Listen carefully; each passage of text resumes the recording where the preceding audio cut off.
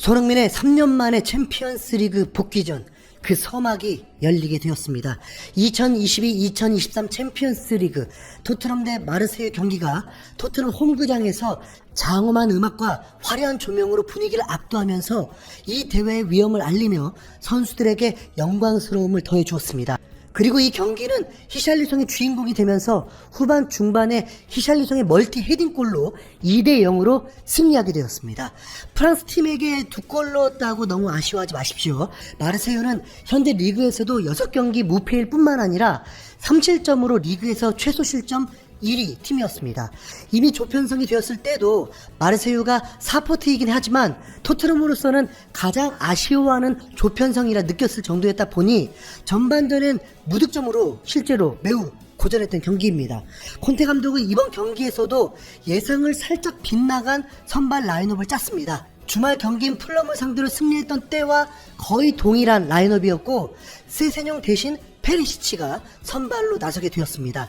예상과 달랐다는 건 히샬리송이 풀타임을 뛰면서 당연히 챔스에서는 클루제스키가 선발일 줄 알았는데 콘테 감독에겐 이미 토트넘 체력은 문제 없다고 보고 손흥민, 케인, 히샬리송의 공격이 더 좋다고 판단한 듯 했습니다. 그래서 요리스 골키퍼를 필두로 센터백의 로메로, 다이어, 랑글레, 윙백의 에메르송, 페리시치, 미드필더의 호이베르, 벤탄쿠르, 공격의 손흥민, 케인, 히샬리송이 선발 출전하게 되었습니다.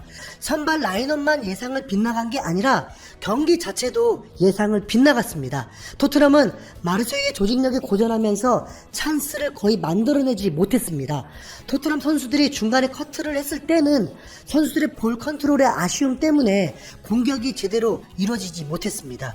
오죽하면 전반을 마치고 하이라이트를 보여줄 때 전반 24분부터 약 30초 분량 밖에 되지 않았습니다. 점유율도 많이 밀렸을 정도입니다. 그럼 그렇다고 해서 토트넘이 부진한 거냐? 그렇다고 볼 수는 없습니다. 토트넘도 매우 견고한 수비로 마르세유의 기회를 전혀 주지 않았습니다. 그래서 이 새벽에 참 지루한 경기력을 시청하게 되었습니다.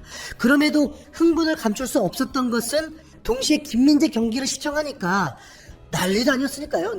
전반전 3대 0. 아니 리버풀이 아니라 나폴리가 3득점입니다.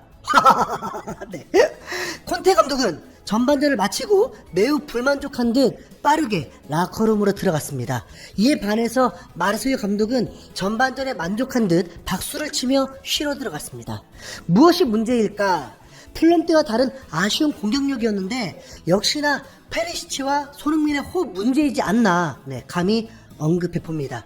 손흥민과 페리시치 호흡은 토트넘에게 있어서 굉장히 중요합니다. 토트넘은 강팀이 되기 위해서 페리시치를 데려온 건데 페리시치만 투입되면 손흥민은 중앙으로 쏠리게 되면서 본인이 움직일 수 있는 공간이 매우 좁아지게 됩니다. 상대의 마크도 훨씬 수월해지게 되죠. 그나마 이번 경기에서 더 나았던 건 손흥민과 히샬이 서로 위치를 바꾸는 상황이 자주 있었습니다. 토트넘의 후반은 어떻게 될까? 토트넘 홈인데도 무득점으로 끝나버리면 허탈할 수밖에 없는데, 그죠? 결과 다 아시죠? 어떻게 이런 결과가 나올 수 있었는가? 후반 2분 만에 손흥민이 대반전을 만들어버립니다. 마르세유 선수 퇴장. 하프라인에서 케인이 손흥민에게 찔러주면서 질주하게 되었고 수비보다 더 빠른 폭발적인 스피드를 보여주면서 박스 안까지 거의 다 왔는데 마르세유 은벤바가 대놓고 고의적인 태클을 시도하면서 슈팅을 저지했습니다.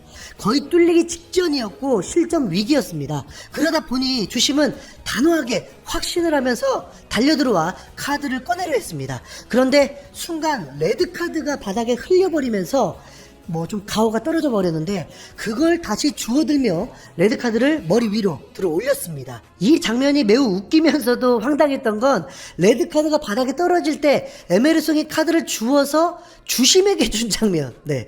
이런 장면 처음 보는 것 같습니다. 박스 안이 아니었다 보니 직접 프리킥 찬스였는데 킥을 하기 직전까진 손흥민과 케인이 같이 있었습니다. 그래서 혹시나 설마 했죠.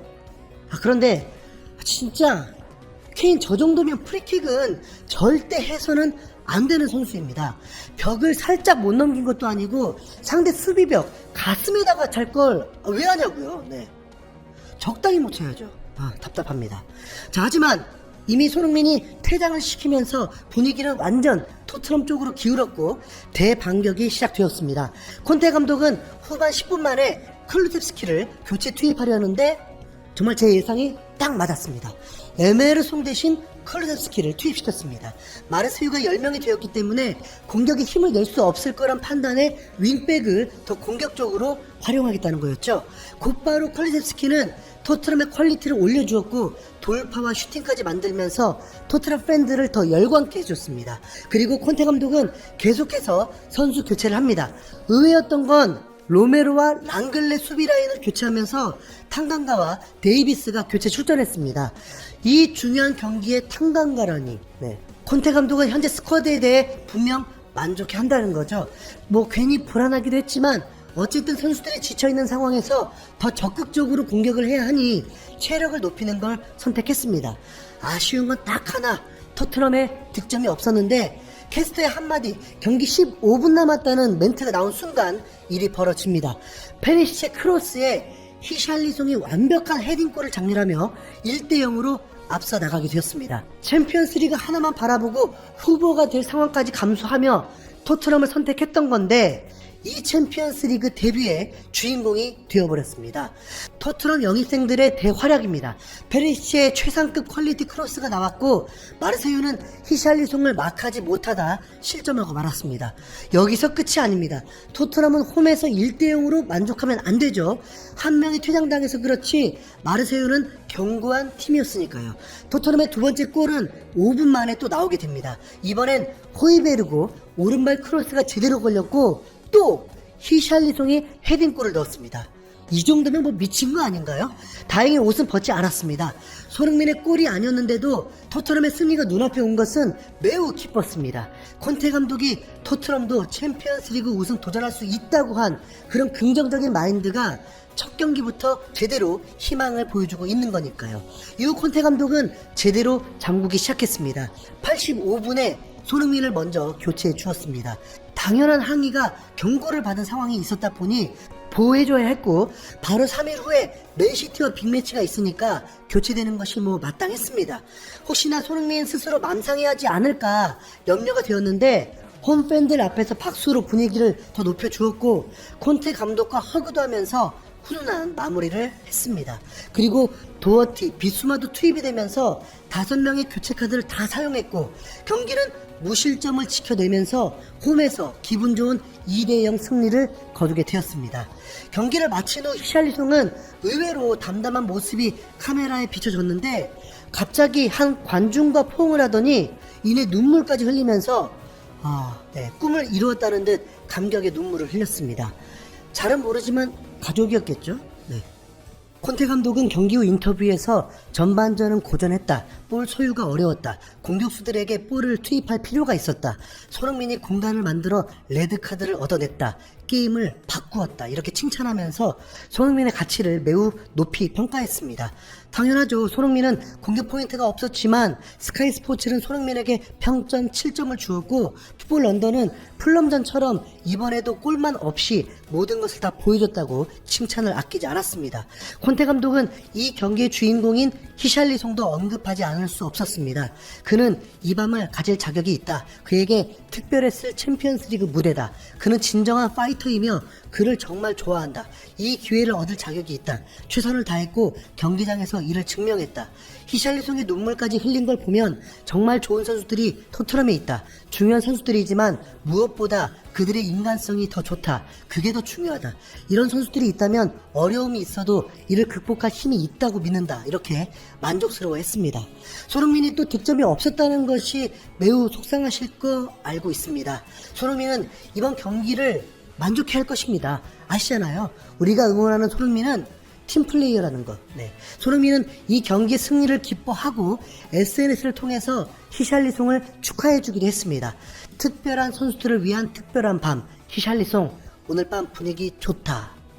히샬리송과 함께 찍은 사진을 공유했습니다. 히샬리송도 해당 게시글에 푸르푸르라는 댓글을 달기도 했습니다.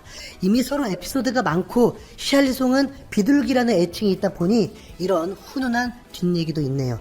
원팀이 되어있는 끈끈한 토트넘이 7경기 무패를 달리고 있는데 어디까지 갈 수 있을까요? 다음 경기 일요일 새벽 1시 반 맨시티전, 네, 욕심 한번 봅시다. 이상 흰수염 고래였습니다.